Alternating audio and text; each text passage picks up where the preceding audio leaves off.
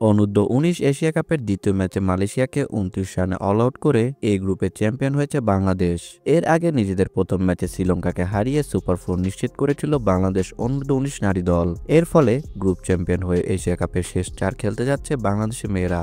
আজ কুয়ালালামপুরে টস জিতে ব্যাট করতে নেমে ৫ উইকেটে ১৪৯ রান করেছে বাংলাদেশ দল। এরপর স্বাগতিক মালয়েশিয়াকে ১৪.৫ ওভারে ২৯ রানে অল আউট করে ১২০ রানে জিতে যায় বাংলাদেশ দল। মালয়েশিয়ার ইনিংসে ২ অঙ্ক ছুঁতে পারেনি কেউই।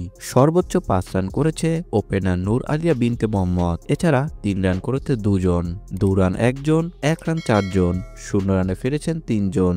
বাংলাদেশের অফ স্পিনার নিশিতা আক্তার ৩.৫ ওভারে ৩ রান দিয়ে নিয়েছিল ৫ উইকেট। মিডিয়াম পেসার হাবিবা ইসলাম ৫ রানে ৩ উইকেট এবং লেগ স্পিনার আনিসা আক্তার ৫ রানে নেন ২ উইকেট। বাংলাদেশ অনূর্ধ্ব-১৯ দলের ইনিংসে ৪৫ বলে সর্বোচ্চ ৪৫ রান করে অপরাজিত ছিলেন জান্নাতুন মাওয়া। ১৯ বলে ৩১ রান করেছেন সাদিয়া আক্তার। ৮৭ রানে ৫ উইকেট খোয়ানোর পর মাওয়া ও সাদিয়া ষষ্ঠ উইকেটে ৪৪ বলে যোগ করেন ৬২ রান।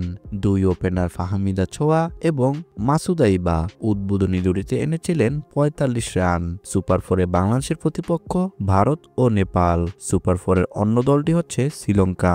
আগামী ১৯ ও ২০ ডিসেম্বর সুপার 4 পয়েন্ট তালিকার শীর্ষে ২ দল উঠবে ফাইনালে। ফাইনাল আগামী ২২শে ডিসেম্বর। ভিডিওটি দেখার জন্য অসংখ্য ধন্যবাদ।